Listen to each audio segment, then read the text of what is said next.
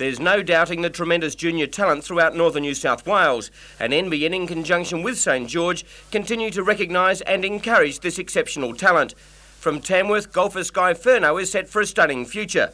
In 1992 she was a member of McCarthy's High team that won the state title, was on the winning side at the Ansett Australia Sub-Junior Interstate Challenge, and she won the individual combined boys and girls event at those titles. Sky continued her form to be runner-up in the Jack Newton International Sub-Junior Classic. She was a semi-finalist in the New Zealand Under-21 Championship, winner of the New South Wales Ladies Open Northern Cup, and Sky was a semi-finalist in the New South Wales Ladies Amateur title. Another golfer, this time from Ballina, has won a $500 St George Freedom Visa account also, Damien Webber. Damien is ranked number 3 in the Australian Schoolboys division. He finished third in the National Combined High Schools Championship in Alice Springs in September and was named in the Australian Schools Merit Team. Damien represented Ballina in Pennant, New South Wales Combined High Schools and the North Coast Combined High Schools teams and is set for a bright career on the golf course. Our final encouragement award winner is tennis player Trudy Musgrave from Newcastle. Trudy has just been granted a non-residential scholarship to the Australian Institute of Sport. Trudy won the Australasian Secondary Schoolgirls title at 14 years of age. She won the Colgate Cup and the Pizzy Cups, plus the Australian McDonald's Junior title. Trudy was chosen in the Australian Under-16 World Cup team, which toured Italy and the Philippines. 3 of Australia's brightest stars, Sky Furno, Damien Webber and Trudy Musgrave.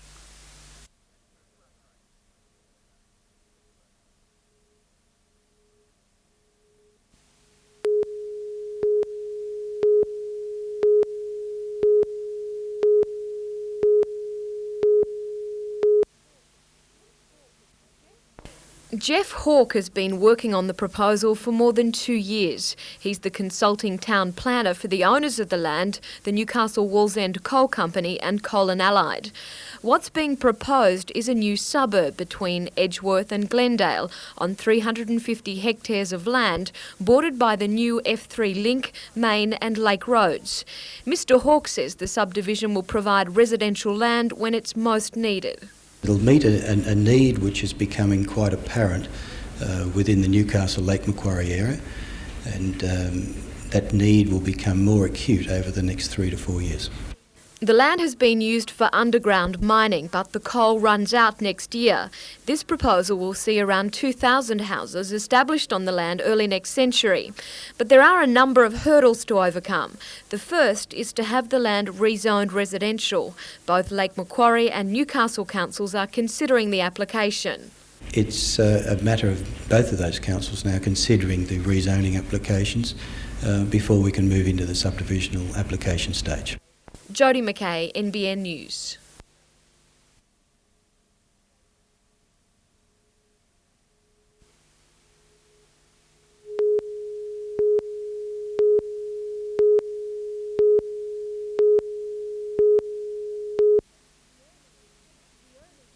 The early detection of breast cancer can prolong lives. However, a shortage of radiographers last year caused a long waiting list for women who wanted to be screened for this type of cancer. After advertisements in the national press failed to find enough suitable candidates, the Mater was forced to recruit staff from overseas. Dr. Robert Porter says the shortage here seems to have been caused by the recent expansion of the screening program throughout Australia. But there doesn't appear to be the sufficient number of people at present who are adequately trained or who want to take up training. 22-year-old Christy Peterson is one of 4 Canadian radiographers who'll be employed at the Mater. She'll be trained in the specialist field of breast cancer screening. She was drawn to the Hunter because of its extensive program. What they do is they have buses and they go out and they work in those buses and they travel around and they do things like that. We don't do things like that. We have a clinic and you work in your clinic or else you work in your hospital. So this is a lot more varied, more versatile. It's hoped that with the appointment of extra staff, more women will be screened for breast cancer. Jane Anderson, NBN News.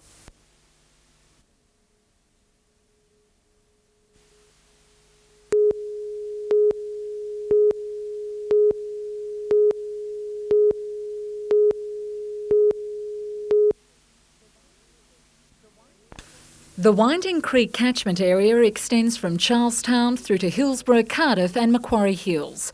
Over the years, urban developments have contributed to major flooding problems. For nearby residents, heavy rain is a constant threat that water may lap into their lounge rooms. The new proposal is a preferred option from a study into the development of a flood mitigation program. $4.8 million will be spent over the next 10 years, half of that during the next 18 months, constructing 2 major retention basins. Well, basically the idea is to hold the initial flow of water and heavy rain back in the hills, stop it getting down into the lower parts where it breaks its banks. So the idea is to build small retention basins back in the hills to hold the flush, and as the rain eases, then to let the water back into the natural system. Managing Director of Hunter Water, Paul Broad, says urban drainage has been badly managed in the past. He says although public input will be welcomed, residents will need to compromise in an effort to find a final solution. People downstream are the ones who pay the price, and much of the price emanates from the people upstream's development in the first place. So both parties have got to meet somewhere along the way to alleviate the problems, and we think the scheme we've come up with addresses all their concerns. The flood mitigation proposal will now go before Lake Macquarie City Council for final approval. Members of the public can have their say at a special access meeting planned for early next month. Melinda Smith, NBN News.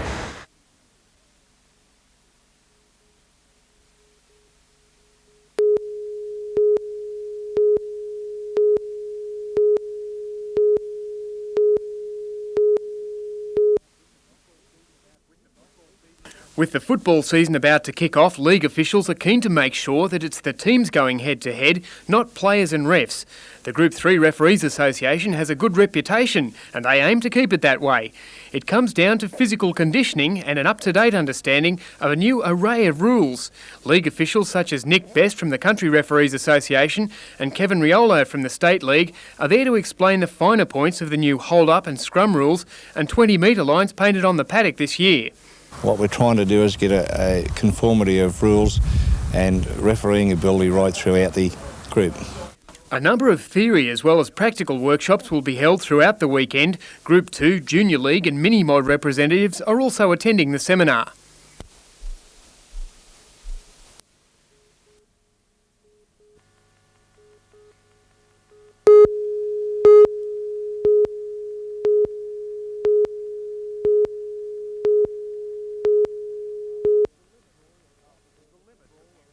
The limits of Newcastle's urban sprawl are about to be extended if plans for a mobile home park on this 20-hectare parcel of bushland near Maryland becomes reality. The proposal about to go before Newcastle City Council is for up to 300 homes to be built, but that many dwellings on 20 hectares worries the Maryland Progress Association. We would like to see the 250 to 300 homes on 40 hectares and not 20.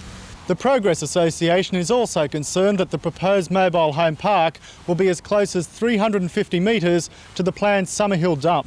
It just means that the people who cannot afford any better accommodation will have to be forced to live alongside a facility that is not an ideal situation for anyone to live in. If it's given the green light, the development could be underway by September. Scott Bevan, NBN News.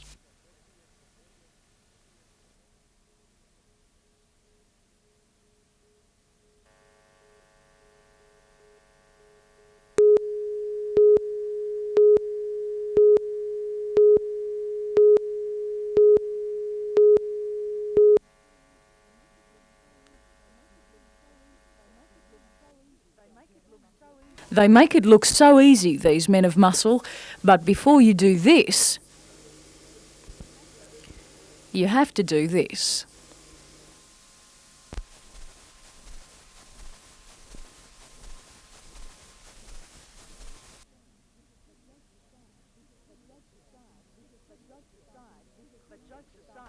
But jokes aside, this could be the Falcons' fittest year. We're just starting pre-season work with our fitness consultant, Dr. Ashley Woodcock from the University of Newcastle. And Ashley's going to be taking the players through a week of pre-conditioning for our start for next Monday. He's going to do it, Ash. Ashley's done a great job of designing programs for them, so It's a job that requires a lot of time. You've got to have the talent to be at this level, obviously, but if you don't work, you're not going to stay there. I think we're in pretty good shape. I think most of the guys are pretty keen for this year, so I think everybody's thinking professionally and saying, well, I don't want to come back in camp too out of shape, so everybody's really working get pretty hard on their game. Some of the Falcons will get a chance to test their fitness in 2 weeks' time when they defend their 3-on-3 tournament title on the Gold Coast. It's not the actual season, so we don't really do anything to prepare for it. We just get the people in shape for our 5-on-5 and see how we go at the 3-on-3. Official practice starts next Monday and the season proper gets underway on April the 17th when the Falcons take on Townsville.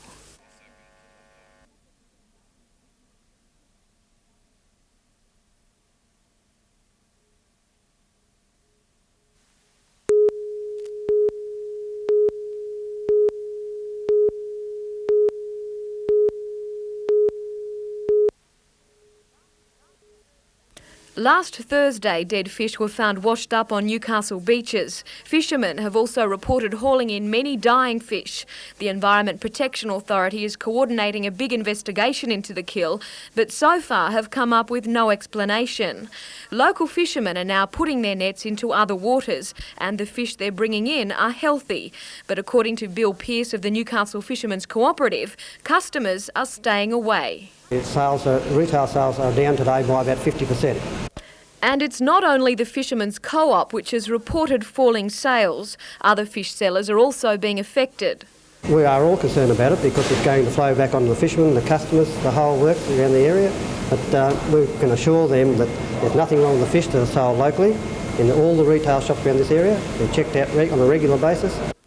The EPA should have some idea of the cause of the kill when pathology tests are completed tomorrow. Jodie McKay, NBN News.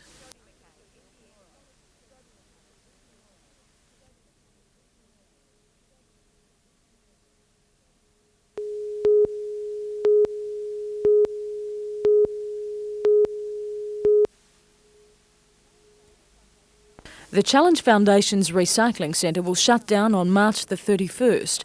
Armidale City Council has been given a $200,000 grant to fill the gap left by the foundation's departure.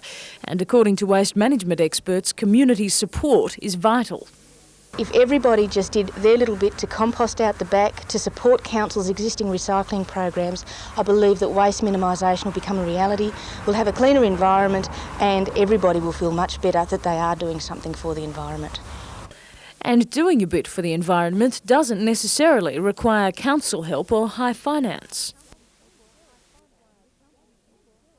People put all their veggie peelings and scraps in the garbage bin, whereas in fact you can make a little heap in the backyard and this can reduce your domestic waste by at least 50%. Compost and veggie peelings and some paper scraps take up a lot of your garbage, so that's something that people can do off their own bat. Australia is actually a world leader in aluminium can recycling, but there's still more we can do.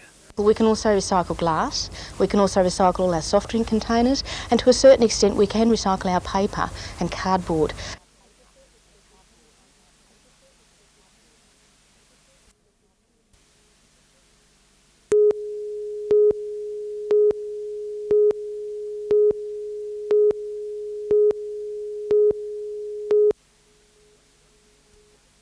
Dr Tim Smythe was appointed to limit the amount of money being spent by the Hunter Area Health Service. At the time, the John Hunter, the region's newest and largest hospital, was millions of dollars over budget. Despite changes to its administration, the hospital is still expected to be about $4 million over budget this financial year. Dr Smythe concedes that the John Hunter Hospital is underfunded. He expects its budget to be increased next year. Well, fundamentally, the problem at John Hunter Hospital is really their budget is too low. Dr Smythe says there are no plans to axe the hospital's services or staff. Times remain tough and we'll be first of all looking for an internal reallocation within the Area Health Service, but of course it's a factor we include in our discussions with the Department of Health and the Minister about the budget base of the Area Health Service. Tim Smythe believes that after the board reviews the John Hunter's budget, it'll be increased by a further $5 million next year. Jane Anderson, NBN News.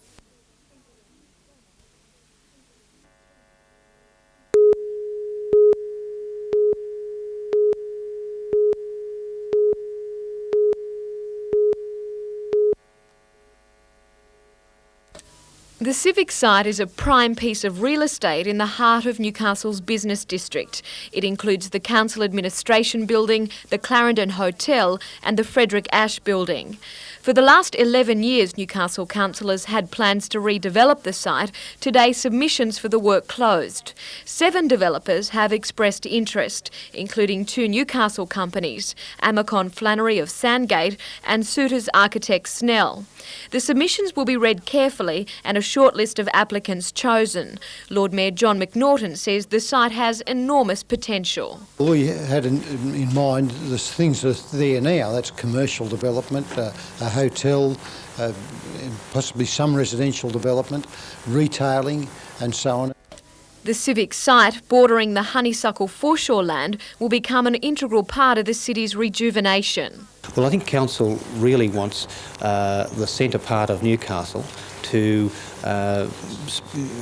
spark the renewal in investment in Newcastle. The successful company will be chosen by Newcastle Council around Christmas time. It's hoped work on redeveloping the civic site will begin by the middle of next year. Jodie McKay, NBN News. Around Christmas time. It's hoped work on redeveloping the civic site will begin by the middle of next year. Jodie McKay, NBN News.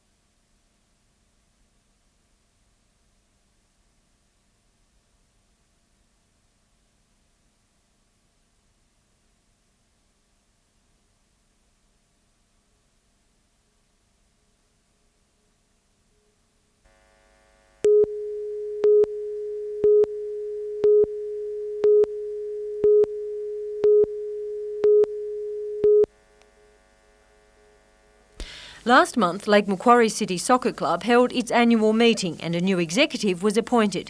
Keith Hitchcock, the president of the old committee, chaired that meeting, but now says it wasn't convened correctly under the club's constitution, making the new committee null and void. I opened the meeting under duress because under threats of the career of one of our members. Benefit of hindsight, I wish I hadn't have done the meeting, but there were 35 people there, I believe. But only 2 of them were members of our club. Mr Hitchcock says this meant it wasn't legal, but the president of the new committee, Michael Wade, claims all was fair. Yes, I believe that so. We all went there in good faith and the meeting was convened and chaired properly. The Northern New South Wales Soccer Federation has acknowledged Mr Wade's committee as Lake Macquarie's ruling body. Despite this, Mr Hitchcock says he has the support of club players and other first-grade executives who met last night due to concern about the dispute. They sympathise with Mr Hitchcock and anxiously await the outcome of tomorrow's Federation Board meeting where the issue will be discussed. As for what they'll decide... I wouldn't like to second guess what the directors would decide, but their options are fairly limited. They either run with the new committee or they may be forced to remove the club from the competition.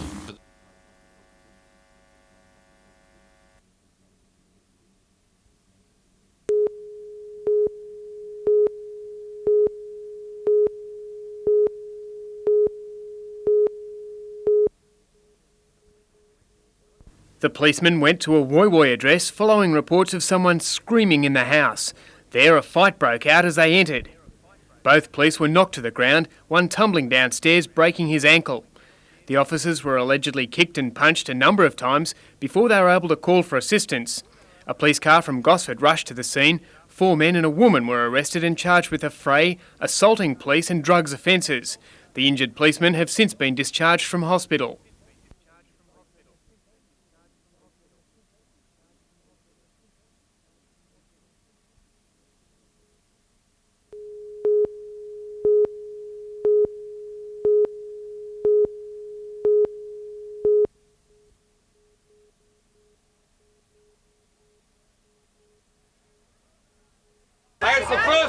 Newcastle show. It was beautiful and everybody's winning.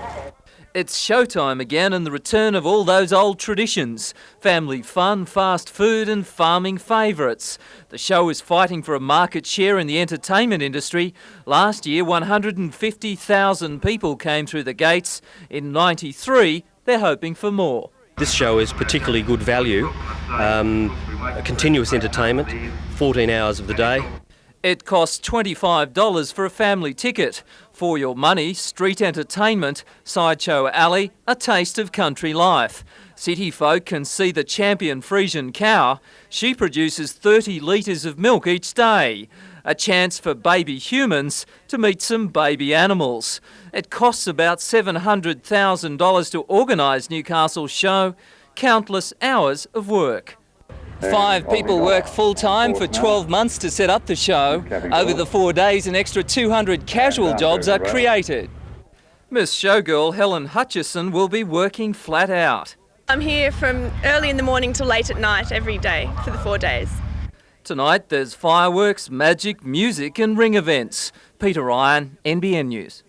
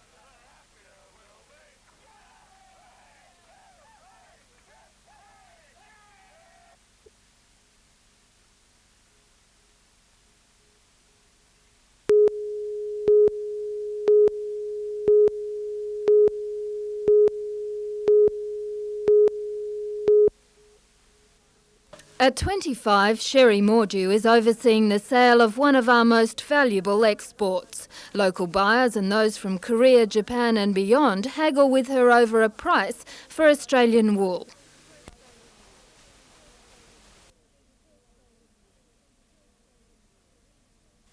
Sherry is reportedly the only female auctioneer in the country. She was at the Newcastle wool sales today. At times it can be difficult, but you've just got to, put your chin up and stand your ground and, and listen mainly. You listen and learn from everybody else and they'll respect you and you keep with them. Meanwhile, a recent fact-finding tour of Western European mills has produced a booklet providing helpful hints for Australian wool growers. Stockpiles of top-grade wool totalling around 8 million bales are sitting idle in warehouses across the world.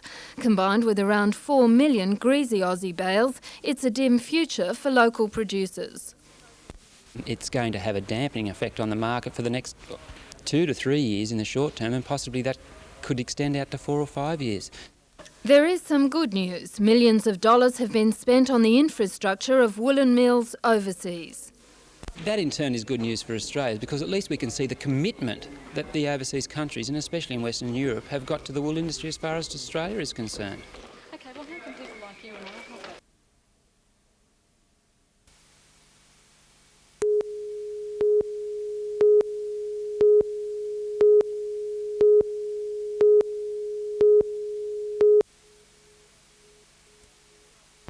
20-year-old Sonia Stoger spent 21 days in Townsville General Hospital. She's now home in Mayfield, but it could be more than a year before she totally recovers. Sonia was diving off New Caledonia at a depth of 9 metres when she felt a sharp pain in her chest. She was rushed to Townsville in a decompression chamber, suffering from the most serious form of the bends. She says the treatment saved her life. But Sonia is concerned the hyperbaric unit at Townsville is under threat. Also, people in the hospital themselves, nursing staff, had said it to me that they were concerned about it because it's not just used for diving accidents, it's used for other things as well. Dr Tom Fallowfield, head of the unit, says Sonia's concerns are unfounded. However, the rumour that the unit could close because of a staff shortage and lack of use has persisted for some time.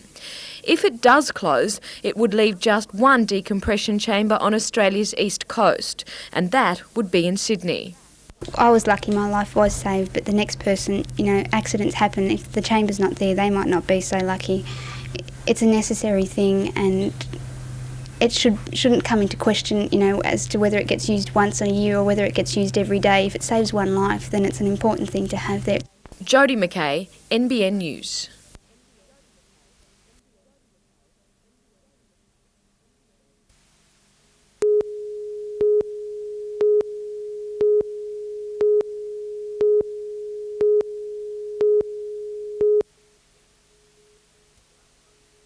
The last time these two clubs met, only a field goal separated them.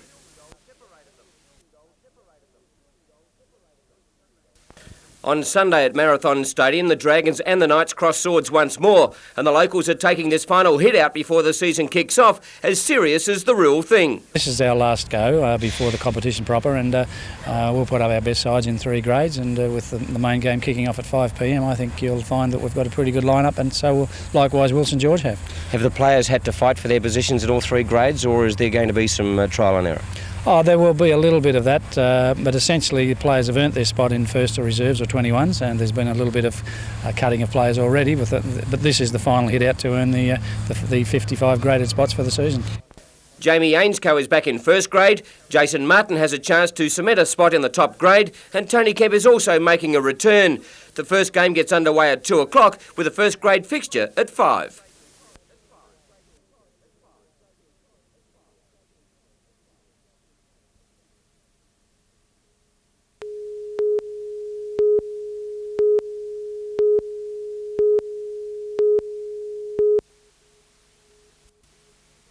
This is the rail line involved, stretching from Adamstown Railway Station to Redhead. Newcastle and Lake Macquarie councils had agreed to jointly purchase the land. It could become a cycle track or a light rail corridor. However, negotiations appeared to break down this week when Newcastle Council refused to agree to a deal with the owner, Industrial Equity, which was accepted by Lake Macquarie. That led to threats by the company to pull up the track and sell the land. Today, however, the company contacted Newcastle Council and withdrew all threats. Lord Mayor John McNaughton is confident Council will now go ahead with negotiations. We were negotiating with them before. They've now withdrawn all their threats of ripping up the line and selling the land and come up with a most satisfactory offer, which I'll be recommending to Council. Because the issue was discussed in confidence, the Lord Mayor could reveal no further details about the company's offer. However, it's believed a demand for interim rental was the major obstacle. Newcastle Council will consider Industrial Equity's offer within a couple of weeks. Jodie McKay, NBN News.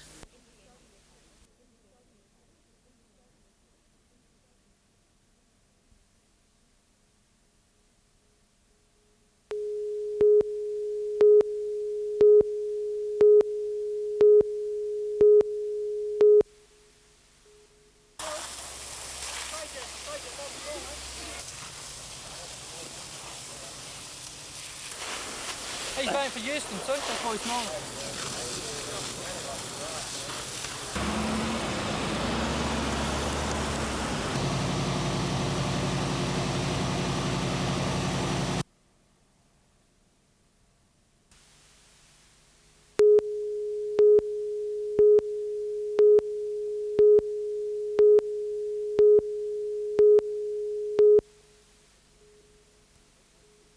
Maitland City Council is about to be transformed. Using a new city management plan and the amended Local Government Act as a base, the council is moving towards corporatisation.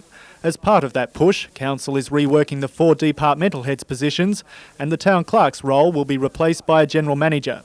At a special meeting behind closed doors last night, council agreed to redundancy packages for the town clerk, deputy town clerk, city engineer and the town planner, and a revised package for the city health surveyor. The details of those packages and how much they're worth remains confidential. Mayor Bob G has refused to be interviewed on the restructuring, but it's believed 2 of the senior officers have already accepted the redundancy packages. Alderman G says if the existing departmental heads don't accept the packages, they can apply for the new positions under the city management plan. Scott Bevan, NBN News.